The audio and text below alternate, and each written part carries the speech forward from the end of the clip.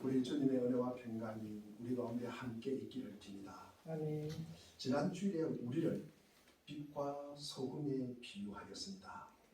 어떻게 빛과 소금으로 한 주를 사셨습니까?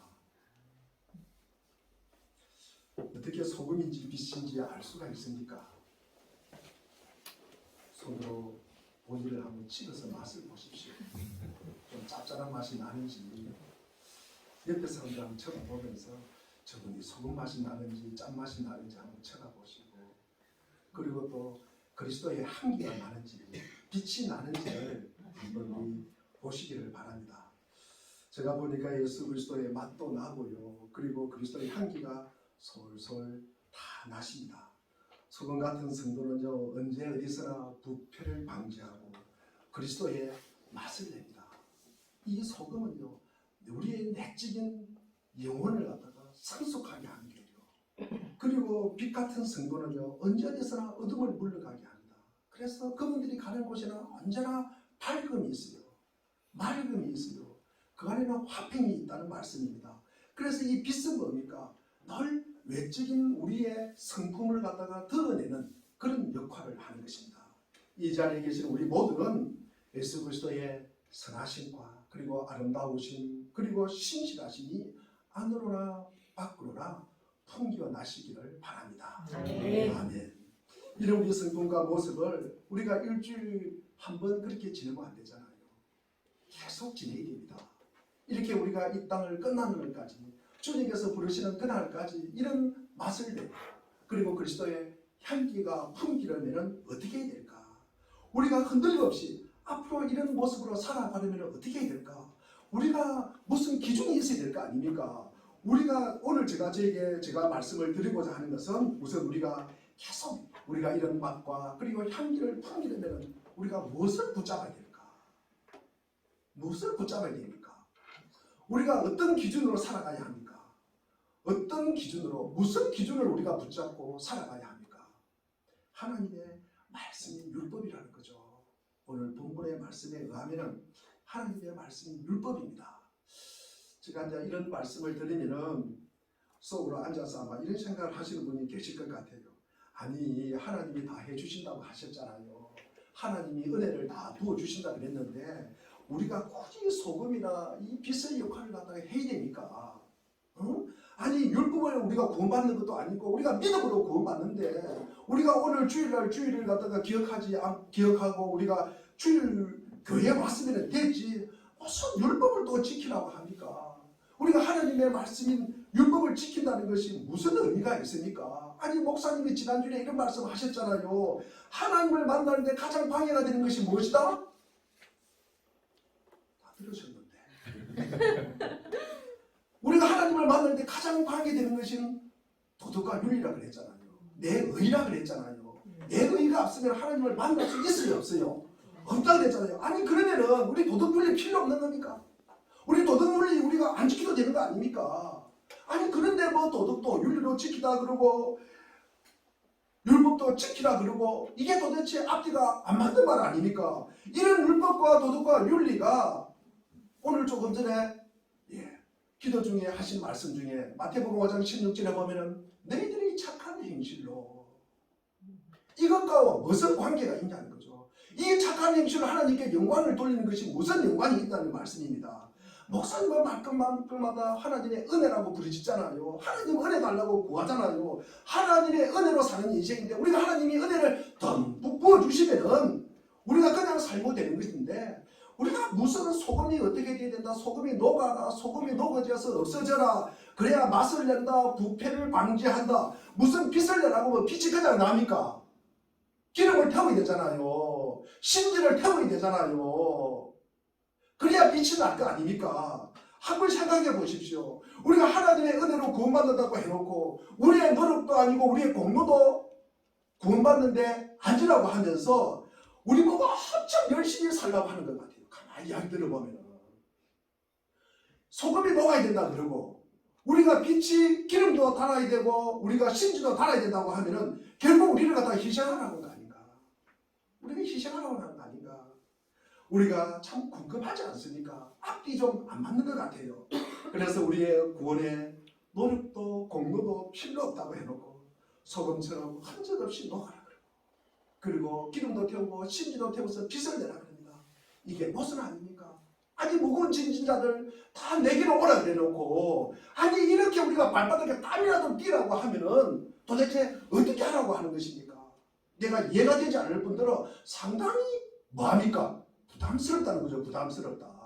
내가 교회 와서 편하게 지내고 좀 위로받고 내가 좀 편안하고 무슨 문제도 해결되고 여러 가지 어려움도 건강도 회복하고 물질적인 것도 문제도 해결되고 다 그런 거 어디로 왔는데 이게 우리 목사님은 좀 앞뒤가 안 맞는 것 같습니다. 막 이런 생각을 할 거예요. 이것이 아니라 내게 좀 와닿지 않습니다. 일어나다 생각을 할 수가 있을 것 같습니다. 그런데 우리가 오늘 본문 말씀을 통해서 우리가 해답을 얻고자 합니다. 우리가 율법과 예수 그리스도의 관계 안에서 우리가 답을 얻고자 합니다. 자, 우리가 빛과 소금으로 사는 것이 사실은 어려운 삶이에요. 이 어려운 삶에 우리가 한 애가 뭡니까? 빛과 소금으로 사는 거예요. 빛과 소금으로 사는 것입니다. 우리가 어렵게 살아라, 우리가 어려운 삶을 살아라, 이런 삶을 살아라, 그 잘 안 와닿지 않습니까? 그러니까 우리 예수님께서 빛과 소금으로 살아라, 그렇게 한 예를 갖다가 우리에게 말씀을 해주시는 것입니다. 그럼 우리가 빛과 소금으로 산다는 것이 구체적으로 무엇일까? 한마디로 이야기하면 하나님의 말씀인 율법에 순종하라고 사는 거예요. 오늘 제목이 무엇입니까? 율법을 완성하신 예수 그리스도이십니다. 하나님의 말씀인 율법에 순종하여 이것을 지키고 이것을 갖다가 완성하신 분이 누구시라고요? 예수 그리스도. 예수님은 율법을 지켰습니까? 안 지켰습니까? 지켰다. 그래서 예수님은 율법을 지켰어요. 예수님도 지켰다 그러면은 그럼 우리는 어떻게 해야 될까? 우리는 어떻게 해야 될까? 우리가 오늘 본문을 통해서 은혜 받는 귀한 시간이 되기를 바랍니다. 율법과 예수 그리스도와의 관계를 제가 말씀을 드리고, 그리고 예수님은 율법을 피하려 온 것이 아니라 완전하게 하러 오셨다. 그리고 하나님의 은혜와 이 어려운 삶과의 관계를 제가 순서대로 말씀을 드리고자 합니다. 오늘 본문과 연결해 보면 너희는 빛이라 소금이라 하셨는데 무슨 의미입니까? 하나님과의 바른 관계를 맺으면서 너희들이 살아가라. 즉 의의 삶을 살아야 한다는 다른 표현입니다. 그러면 우리가 빛과 소금으로 살려면 어떻게 살아야 될까? 우리가 무엇을 붙잡아야 됩니까? 하나님의 말씀을 붙잡아야 된다는 거죠. 아멘. 하나님의 말씀인 이 율법을 갖다가 붙잡아야 된다는 말씀입니다. 아멘. 하나님의 말씀이 가르치시는 대로 그 말씀이 원하는 삶을 사는 것이 어려운 삶이고, 그 삶이 빛과 소금이 되는 삶이다. 아멘. 우리 18절, 오늘 본문 18절 우리 한번 읽어보겠습니다. 18절 시작. 내가 진정으로 너희에게 말한다. 천지가 없어지기 전에는 율법은 일점 이레도 없어지지 않고 다 이루어질 것이다. 하나님의 말씀의 영원성을 말씀하는 거예요. 우리가 좋은 옷을 삽니다. 좋은 신발을 사요. 좋은 가방을 삽니다. 그러면요, 하루 그냥 들고 입고 신고 버리고 싶습니까? 오래 신고 입고 갖고 다니고 싶습니까? 전자입니까? 후자입니까? 예, 후자입니다. 오래 쓰고 싶고요. 오래 쓰고 그런 것이 좋은 거예요. 좋은 것입니다. 차를 샀습니다. 우리 이종 권사님께서 차가 나왔어요. 새 차가 나왔어요. 제가 가서 기도를 해드렸습니다. 우리 권사님 눈이 밝아서 앞도 잘 보고 귀도 밝아서 소리도 잘 듣고, 그리고 팔과 다리에 힘이 있어서 이 차를 잘 운전할 수 있도록 제가 기도를 해드리고 왔습니다. 근데 그 차가 고장도 나지 않고 참 사고도 나지 않고 계속 탔으면 좋겠어요. 너무 좋은 차입니다. 그런 차가 됐으면 좋겠다. 제가 그런 마음으로 기도를 했습니다. 우리가 어떻든 간에 이 땅에 가지고 있는 것이라도 오래 쓰고, 그리고 참으로 이렇게 오랫동안 우리가 사용했으면 참 좋겠다. 그래서 오래 쓰는 것이 좋은 거예요. 오래 쓰는 것이 좋은 것입니다. 그래서 우리가 이 땅에서 뿐만 아니라 저 땅까지도 이것이 영향을 미치고 그것이 적용이 되고, 아마 가지고 갈 수 있으면 가지고 가서 저 땅에서도 아마 했으면 좋겠다. 그렇죠. 그런 것은 너무 좋은 거라는 거죠. 그게 법이라는 것입니다. 우리가 이 땅에 호흡할 때만 쓰는 것이 아니라 호흡이 끝나고도 뭡니까? 그것을 저 땅으로 가져갈 수 있는 것이 최고 법이라는 거죠. 최고 법이라는 것입니다. 그것이 무엇일까? 그것이 무엇일까? 여러분, 하나님의 말씀이라는 거죠. 하나님의 말씀이라는 것입니다. 우리가 이 땅에서뿐만 아니라 저 땅에서도 가져가는 것이 너무나 좋다는 거죠. 그것이 가장 귀한 것이고 가장 보배로운 것이다. 그래서 우리가 이 세상에서 가장 귀한 것은 저 땅까지 가져가는 거예요. 우리가 이 세상에도 영향을 미치고 이 세상에도 살아있고 저 세상에도 살아있는 것, 그것이 뭐냐? 우리가 하나님의 말씀이라는 거죠. 하나님의 말씀. 하나님의 말씀만이 우리가 영원하다는 말씀입니다. 우리가 구약 선지자는 이렇게 말합니다. 여호와께서 가라사대, 이런 말을 표현해요.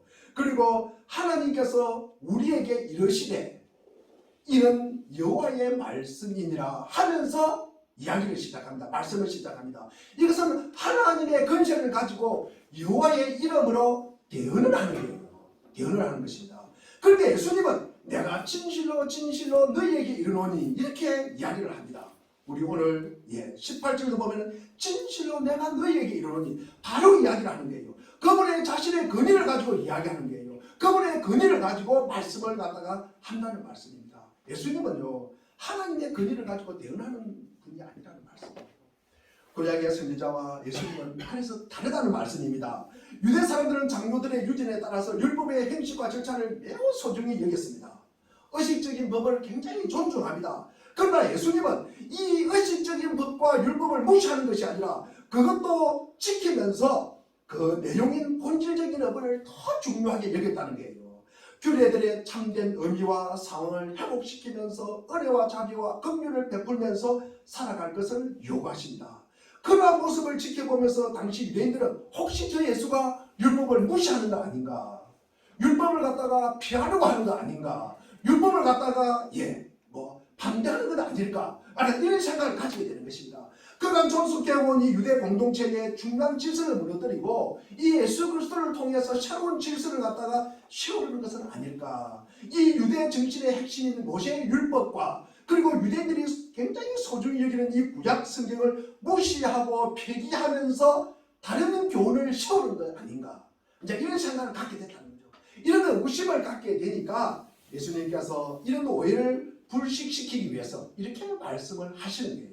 우리 오늘 본문 17절을 한번 읽어보겠습니다. 자, 17절입니다. 시작. 내가 율법이나 예언자들의 말을 폐하러 줄로 생각하지 말아라. 폐하러 온 것이 아니라 완성하러 왔다. 피하러 온 것이 아니라 뭐하러 왔다? 완성하러 왔다. 율법이나 선지자를 피하는 것이 아니라 예수님은 율법이나 이 선지자, 율법이나 선지자는 사실 구약 성경을 말씀하는 것입니다. 이 구약 성경을 완전하게 하기 위해서 오셨다는 것입니다. 하나님의 마음을 보여주는 이 귀한 율법을 예수님이 무시하거나 없애는 것이 아니라 그것을 완전하게 하기 위해서 이 땅에 오셨다는 것입니다. 이 선지자란 무엇인가? 선지자란 백성이 율법을 갖다가 쫓아 제대로 살지 못할 때 그 상황에 맞게 율법을 해석하고 적용해주고 그러면서 백성이 말씀을 따라 살도록 도움을 갖다가 주기 위해서 이 땅에 보냄을 받은 하나님의 일꾼이 선지자라는 것입니다. 이런 사람들이 예언자라는 것입니다. 그런데 선지자들은 하나님의 심정으로 이 하나님의 말씀을 애타게 전해요. 애타게 전하는데 백성들이 깨닫지를 못해요. 깨닫지를 못해요. 그래서 깨닫지 못하니까 돌아오지를 못해요. 알아듣지를 못한다는 말입니다. 그래서 예수님께서 앞날에 있을 심판을 예고함과 동시에 회복을 약속하시면서 메시아에 대한 예언을 문수로 기록한 것이 선지서라는 거죠. 선지서. 예언서라는 것입니다. 우리 구약의 예언서가 뭐가 있습니까? 이사야, 그 다음에 예레미야, 에스겔, 다니엘, 다음에 호시아부터 말라기까지 12소 선지서가 있습니다. 그래서 이 책을 갖다가 우리가 선지서, 예언서라고 합니다. 우리가 여기서 완전케 하다는 말은 뭐가 부족하고 이 말씀이 흥결이 있고 뭐 여기다가 무엇을 보태고 더하고 빼고 해야 되는 것이 아니다. 이 말씀은 원래 기존에 있는 구약의 말씀은요 완전하다는 것입니다. 우리가 완전한 하나님의 말씀이라는 것입니다. 우리가 그 말씀에 순종함으로써 성취하여서 완전하게 한다는 것입니다. 그래서 우리가 오실 그리스도를 갖다가 약속한 말씀이 뭡니까? 구약 성경이잖아요. 그러면 우리가 오신 예수 그리스도에 의해서 말씀하고 그 약속을 갖다가 이루심을 말씀하는 것이 뭐다? 신약이라는 것입니다. 이미 완전한 율법을 주셨는데 그 율법을 순종하고 행하고 이름으로써 완전히 한다는 것입니다. 누가 율법을 완성했다고요? 예, 크게 하십시오. 누가 율법을 완성하셨다고요? 예수 그리스도. 예수님은 하나님의 말씀이 구약 성경에 가르치고 요구한 것을 어떻게 완전히 온전히 순종함으로써 완전케 하신 일을 하기 위해서 이 땅에 오셨다는 것입니다. 선지자들이 우리 구약 성경의 선지서에 대해서 제가 말씀을 드렸는데 선지자들이 연한 말씀이 무엇입니까? 예수 그리스도께서 오시면 이러이러한 일을 할 것이다. 이분이 어느 동네에서 태어나실 것이다. 예수님은 어느 동네에서 태어났습니까? 베들레헴. 베들레헴이 미가서 5장 2절에 보면 베들레헴에서 태어난다고 예언을 해놨어요. 그런데 우리 마태복음 2장 6절에 보니까 베들레헴아 유대 고을 중에서 가장 작지 아니하도다. 내게서 한 다스리는 자가 나와서 내 백성 이스라엘의 목자가 되리라. 그래서 구약에서 말씀한 이 약속이 신약에서 이루어지는 거예요. 신약의 모든 성경 구절구절은 뭡니다? 구약의 약속의 말씀의 성취입니다. 말씀을 찾아보면 이 신약의 말씀은 구약과 연결되어 있다는 말씀이에요. 한 말씀도 그렇지 않는 말씀이 없다는 것입니다. 그분의 모습, 그분의 성량, 그분의 자라나심, 그분의 행하심, 그분의 고난받으심, 그분의 죽으심이 있다는 것이다. 그리고 그분이 죽은 후에 어떻게 될 것이다? 부활하실 것이다는 것까지도. 부활하시면 이방인이 구원을 받아 들어오게 될 것이다. 그리고 승천하신 후에는 성령을 물 붓듯이 쏟아 부어 주실 것이다. 이것을 예언하셨던 거예요. 그런데 이 예언대로 사신 분이 누구세요? 예수 그리스도. 이 예언을 이루신 분이 누구시다? 예수 그리스도. 예수님이 이 땅에 오셔서 태어나심과 그리고 이 죽으심 그리고 부활을 예언대로 사심으로 말미암아 구약 성경의 예언을 이루심으로써 율법이나 선지자를 완전하게 하셨다. 그러면 다시 묻겠습니다. 구약에서 선지자들이 예언한 이 말씀을 누가 이루셨다고요? 예수. 어떻게 이루셨다고요? 어떻게 이루셨다고요? 그렇죠. 율법을 어떻게? 어떻게 완성? 행함으로. 순종함으로. 아니 들었잖아요. 들었지 않습니까? 순종함으로써 이루어지는 거예요. 예수님이 이 말씀을 갖다가 폐기했어요, 버렸어요, 무시했어요. 아니 이 말씀을 지킴으로써 이루셨다는 말씀이에요. 그래서 예수님께서 하신 일은 무엇입니까? 사실은 예수님이 이 땅에서 하신 것은 본인의 직접 제물이 되신 거예요. 제물이 되시고 예수님은 우리를 위해서 제물을 잡는 대제사장이 되시고 그리고 예수님은 그분 자신이 하나님이시므로 그분이 성령이 되신 거예요. 자, 우리가 구약에서 예수님을 하나님을 만나려면 어디로 가야 됩니까? 성전을 가야 되죠. 성전. 지성소 대제사장만 들어가는 곳이고 우리가 성전을 가야 됩니다. 그럼 우리가 신약에서 하나님을 만나려면 어디로 가야 됩니까? 성전. 우리 신약에는 우리 성전이 말이 없어요. 이게 성전이라는 개념이 없고 기도. 우리가 신약은 뭡니까? 예수 그리스도를 통해서 만나는 거예요. 예수 그리스도를 말미암아서 만나는 거예요. 우리가 예수 그리스도 안에서 만나는 거예요. 그래서 우리가 예수님을 뭐라 그래요? 성전이라고 하는 거예요. 예수님을 성전이라고 하는 것입니다. 이처럼 예수님은 구약을 폐기하거나 우리가 무시하는 것이 아니라 구약의 모든 요구를 완성시키고 성취함으로써 완전하게 하기 위해서 이 땅에 오셨다는 것입니다.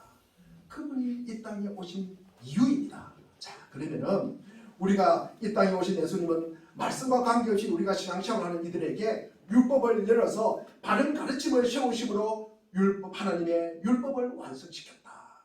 예수님의 삶과 그분의 고난당하심, 십자가에 달려 돌아가신 그분의 부활하심은 율법을 이루는 대표적인 모습입니다. 십자가도 마찬가지입니다. 우리가 말씀으로 천지를 창조하신 하나님이 너희 죄를 용서하겠다는 그런 말 한마디 없었어요. 그런 말 한마디 안 하시고 하나뿐인 그 아들을 십자가에 달려 죽게 하셨습니다. 그래서 율법은 이 사람의 죄를 갖다가 없다 이런 말 안 했어요. 율법은요, 그 죄를 내가 못 본 척 하겠다, 그 죄를 갖다가 무시하겠다, 그 죄를 문제 안 삼겠다 그런 말 안 했어요. 그래서 그 죄를 말 한마디로 내가 용서하겠다 그런 말을 절대로 하지 않았습니다. 율법의 모든 죄는 하나님의 성품과 충돌이 되는 거예요. 이 죄는 뭡니까? 하나님의 성품과 그 뜻에 반한다는 말씀이에요. 그러니까 반드시 죄는 뭡니까? 행벌이 따르는 거예요. 저주가 따른다는 말씀이에요. 죄는 그 율법과 그 율법에 대한 행벌과 저주를 십자가 위에서 아들이라도 우리 대신 받아야 우리 죄가 용서된다는 거예요. 그 죄를 그냥 넘어가지 않겠다는 거예요. 그래서 이 예수 그리스도가 이 땅에 오셔서 그 죄를 위해서 십자가에 돌아가시는 거예요. 그래야만이 우리 죄가 용서되고 우리 죄가 가려지고 우리 죄가 덮어지고 그리고 생명의 길이 열리게 되는 것입니다. 예수님은 율법을 우리 대신에 이루셨을 뿐만 아니라 완전하신 예수님이 이루신 이 율법의 요구를 통해서 예수님의 공로로 구원받는 성도들에게 새로운 성품과 새로운 마음과 새 영을 부어주셨다는 말씀입니다. 그러면 왜 그렇게 하셨을까? 여러분 궁금하잖아요. 왜 예수님이 할 일이 없어서 십자가에 돌아가셨어요? 뭐땀 싫어? 왜 그분이 우리 대신에 십자가에 돌아가셨습니까? 나의 죄 때문에. 우리를 하나님의 백성 삼고 싶어서 그런 거예요. 자기 백성 삼고 싶은 거예요. 출애굽기 19장 5절과 6절에 나옵니다. 여러분 자기 백성 삼고 싶은 거예요. 너희들은 내게 속한 자야. 내 소유라고 말씀하잖아요. 자, 그래서 우리는 어머니 태로부터 죄를 가지고 태어났기 때문에 율법을 우리가 제대로 지킨 적이 없어요. 우리가 율법을 지킬 수도 없어요. 그런 우리에게 예수님이 새 마음을 주셔요. 새 생명을 주셔요. 새 영을 부어주시는 거예요. 그리고 성령을 갖다가 선물로 주심으로써 우리로 하여금 사랑스러운 마음으로 율법을 준행하게 하는 것입니다.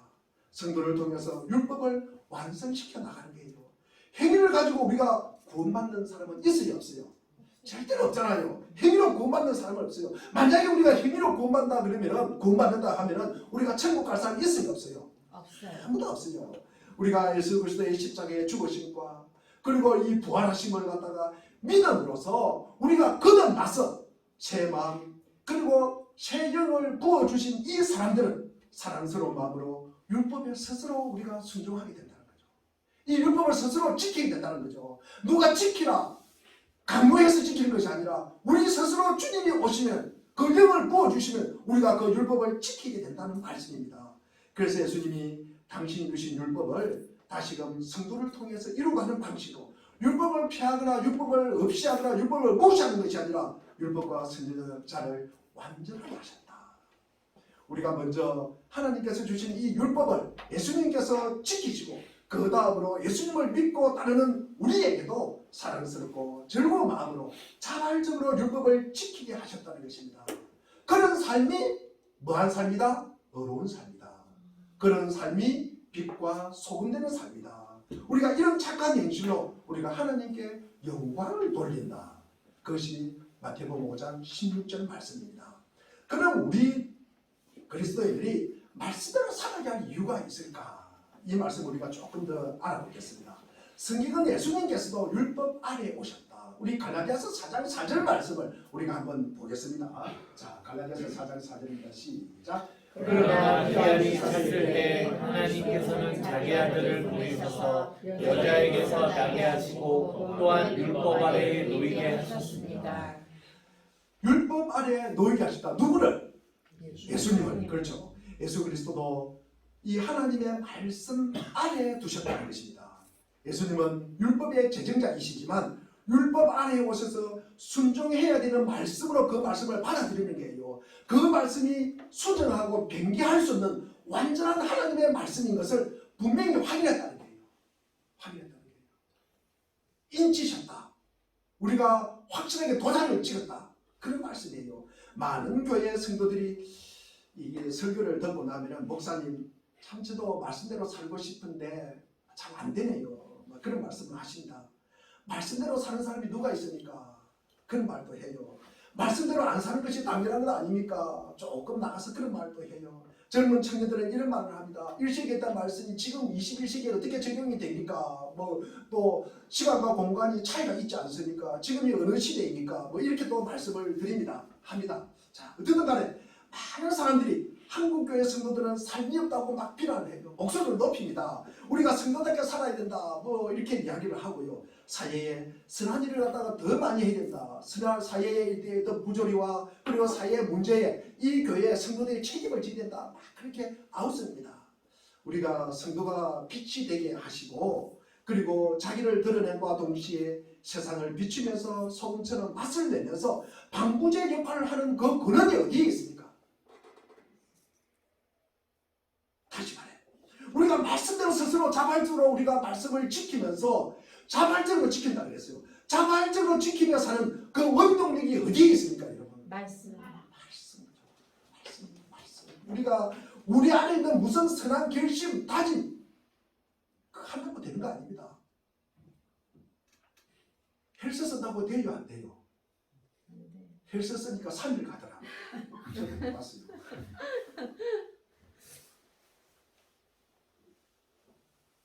제가 사진 찍어놓은 것도 있습니다. 보고 싶으면 오십시오. 제가 보여드릴게요. 탁월한 능력이나 지혜, 남다른 재능이 그런 일을 하는 거 아닙니다, 여러분. 그러면 공부 많이 하고 부자 사람들이 잘 믿게요. 그런 거 알잖아요. 그거 알잖아요, 우리가. 하나님 말씀 앞에 우리가 세우려서 이 말씀이 원하는 음성을 갖다가 힘을 다해서 우리가 듣고 우리 말씀이 주는 권능과 권세를 가지고 이 내면이 하나님 앞에서 부단히 갈고 닦고 새로워져야 되는 거예요. 부딪히고요, 고민하고요, 거기서 갈등하고요, 그렇게 해서 새로워지는 거예요.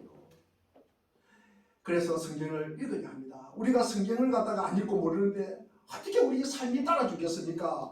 예수를 믿든 안 믿든 이방 종교를 믿든 상관없이 사람들은요 윤리 도덕적으로 그 차원에서 우리가 착한 일을 한 것을 통해서 자기의 삶이 빛과 소금이라고 막 자랑해요.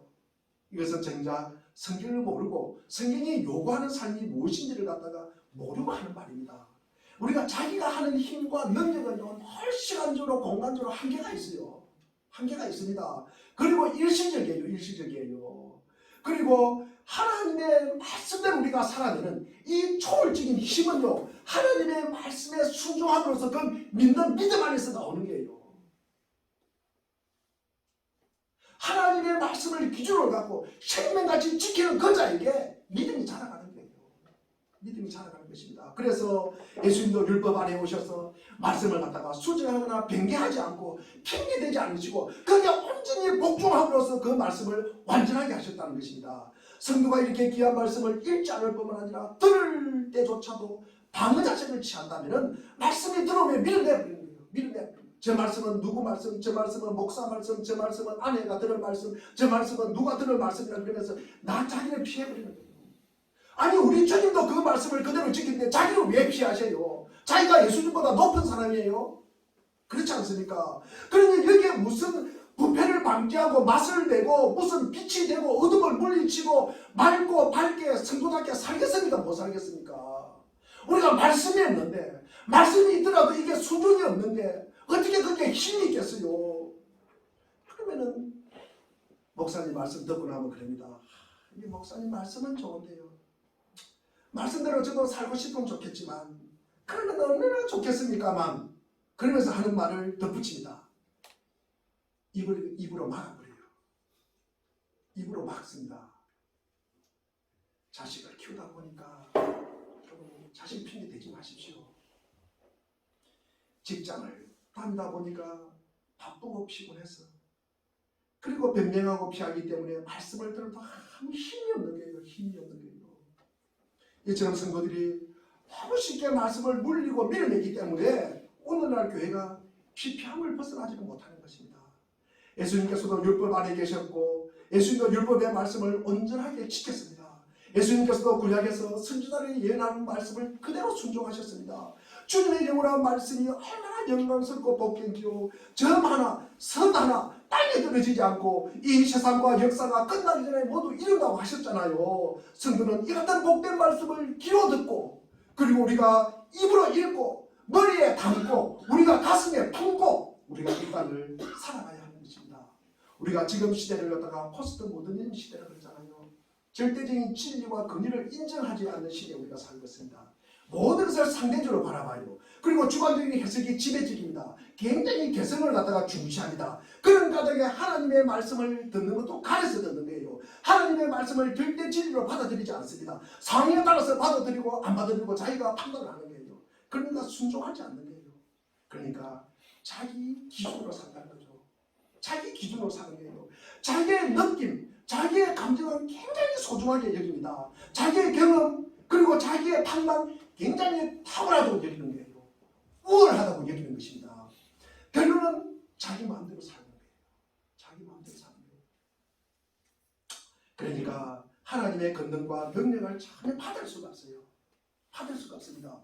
믿음에는요, 초월적인 권능의 힘이 길러지지 않는다는 말씀이에요. 하지만 성도는 시대의 조류에 따라서 사는 것이 아니라 최종적이고 절대적인 근위가 있는 우리가 성경을 갖고 그 말씀을 기준으로 우리는 생각하고 말하고 행동하고 살아야 하는 것입니다. 우리가 이 땅에서 빛과 소금으로 다른 표현으로 어려운 삶을 살면 어떻게 될까? 다시 한번 반복하겠습니다. 말씀대로 사는 삶이에요. 말씀대로 사는 삶이다. 우리가 그리스도인들은 영원한 말씀인 성경으로 돌아가야 합니다. 여러분 부지런히 말씀을 읽고 연구하고 묵상해야 합니다. 혼자서 충분하지 않으면 모여서 하시기를 바랍니다. 우리가 그런 하나님의 말씀이 우리 속에 담겨 있어야 하는 것입니다. 그래서 제가 부탁하고 싶습니다. 주일만이라도 우리가 교회 안에서만이라도 하나님 말씀 아닌 것을 상가해야 하는 것입니다. 특별히 기억하십시오. 연예인 이야기 교회에서 하면 안 됩니다. 주일날 특히 스포츠 이야기, 여행 갔다 온 이야기, 쇼핑 이야기, 자식 키운 이야기 그만하셔야 됩니다. 하면 안 됩니다. 하면 안 됩니다. 우리가 계속 이것을 나발을 불면은요, 본인도 힘들고 공동체도 힘들고 본인도 능력이 없고 교회도 능력이 없고 결국 마지막에 뭐합니까? 본인도 망하고 교회도 망하는 짓이에요. 이거는. 우리는 깨달은 말씀을 이야기해야 되는 거예요. 내가 만난 하나님을 이야기해야 되는 거예요. 주중에 만났던 내가 하나님의 그 삶의 현장을 가져와서 내가 그렇게 살았다는 그 이야기를 갖다가 내가 주님 만난 이야기 하는 거예요. 아멘. 주님 만난 이야기 하는 거예요. 아멘. 우리가 말씀이 가르치는 것을 우리가 치열하게 살아내야 된다고요. 옛날에 시어머니와 어머니가 며느리가 살았습니다. 토지도 없고 그래서 이 두 분이 빨래를 하면서 남의 빨래를 해주면서 살아갔어요. 그런데 이 며느리가 한번 자기가 열심히 해도 이 시어머니의 이 빨래 이 깨끗함 그 뽀얀 모습을 따라갈 수가 없는 거예요. 따라갈 수 없는 거예요. 그래서 이제 이 며느리 시어머니가 나이가 많아서 이렇게 돌아가실 때 됐어요. 그래서 며느리가 궁금하잖아요. 어머니 그 비법이 무엇이에요? 이렇게 물었어요. 그러니까 그 시어머니가 이빨을 뽀드득하면서 돌아가실 때요. 여러분 뽀드득하는 삶을 살아야 됩니다. 여러분 한 끗 차이예요. 한 끗 차이요. 우리가 한 끗 차이로 우리가 기도 그리스도인이 되냐 비그리스도인이 되는 차이가 되는 것입니다. 여러분 뽀드득하는 삶을 우리가 꼭 살아가셔야 됩니다. 그래야만이 우리가 성도가 영적으로 고양되는 거예요. 우리가 교회의 영광, 복됨이 회복이 되고 그것이 늘어나는 거예요. 그것이 교회입니다. 교회가 그렇지 않으면 무능한 거예요. 손가락질도 하는 거예요. 피폐하다는 말씀이에요. 그런 공동체에 몰려서 있는 구성원들이 누굽니까? 성도라는 말씀입니다.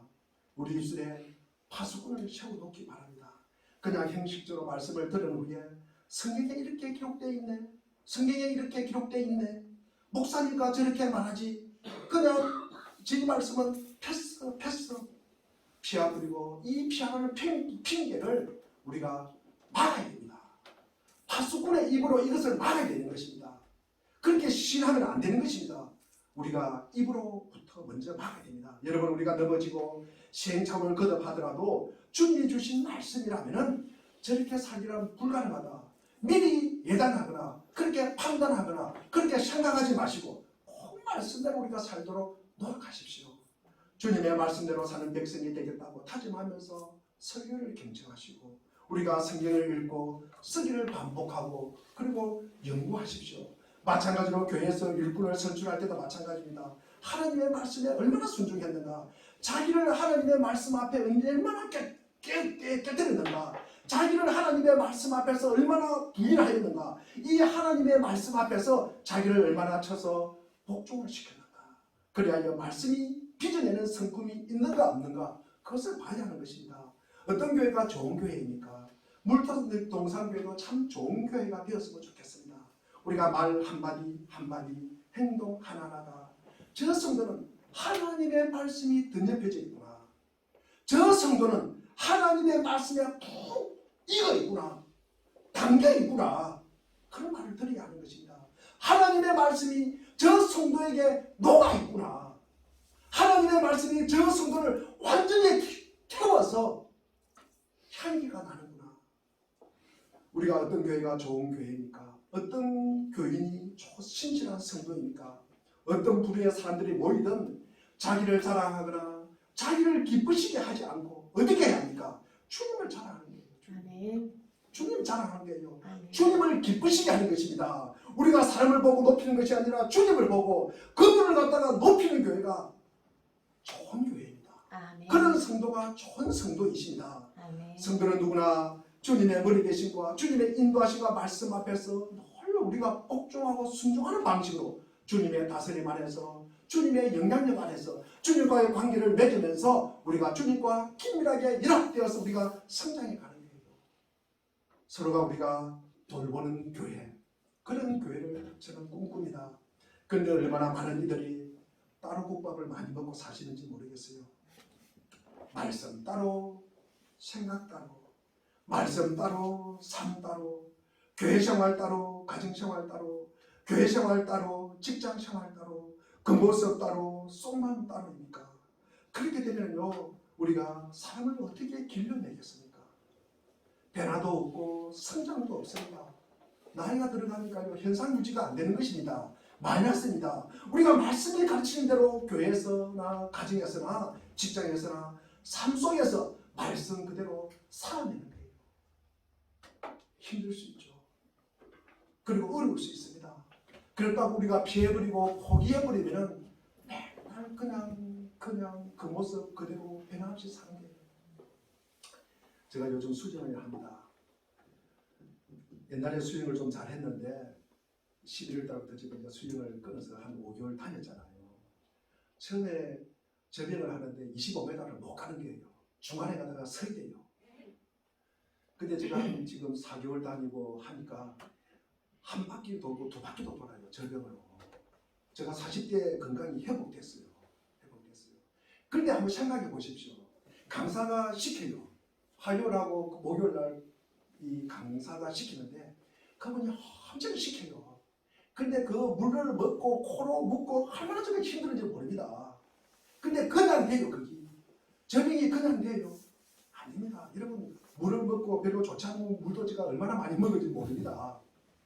그 물을 먹고 그리고 호흡하면서 힘들고 괴로워하고, 그리고 수영을 하고 저 나와서 거울을 보면 술 먹은 사람처럼 얼굴이 빨개지는 거예요. 얼마나 힘들겠는지. 여러분, 우리가 살아가면서 한 사람 한 사람 우리의 이 말씀에 대한, 주님께서 주신 그 말씀에 대한 그 근거를 갖다 그대로 받아들이기를 바랍니다. 말씀에 입각한 일관성이 우리의 삶의 구석구석에 묻어나는 방식으로 우리가 사람을 키워야 합니다. 그래서 말씀으로 돌아가야 하는 것입니다. 우리가 주님이 말씀하시면 그것이 무엇이든 순종하고 사랑으로 복종하고 혼신을 힘을 다해서 말씀대로 살겠다고 다짐하고 성경을 읽고 연구를 해야 하는 것입니다. 유진 피터슨의 부활, 일상의 삶을 살다, 일상을 살다 해서 매일매일 반복되는 일상에서 거기서 경이로움과 거기서 충격과 그 놀라움을 갖다가 발견하는 것입니다.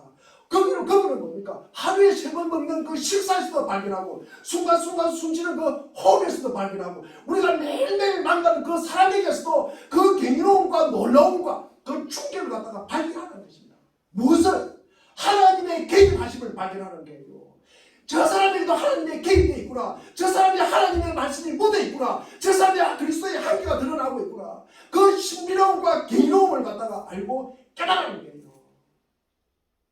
우리가 그런 삶을 살 때 그게 뭡니까? 믿음이에요. 믿음. 그게 하나님의 개입하심을 갖다가 우리가 인식하고 그것을 깨닫고 아는 것이 믿음이에요. 믿음. 우리가 살아갈 때 하나님의 개입이 없으면 무슨 우리가 그게 믿음이 있습니까? 이렇게 하나님과의 새로운 관계를 맺어요. 하나님과의 관계 안에서 우리가 지금 현재 이전과는 다른 새 생명의 삶을 사는 거예요. 이전과는 다른 새 마음을 갖고 사는 거예요. 어제와는 다른 오늘 새로운 삶을 사는 거예요. 이게 부활입니다. 이게 부활. 이 땅에서 살아가는 부활이에요. 이것이 부활의 능력으로 우리가 살아가는 것입니다.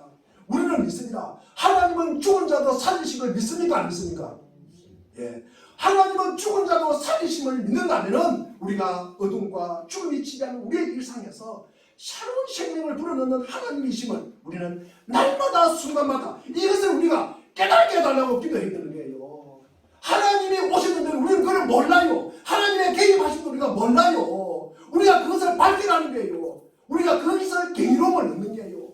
거기서 신비로움을 얻는 거예요. 우리가 그게 믿음이에요. 그게 우리가 부활의 삶을 사는 거예요.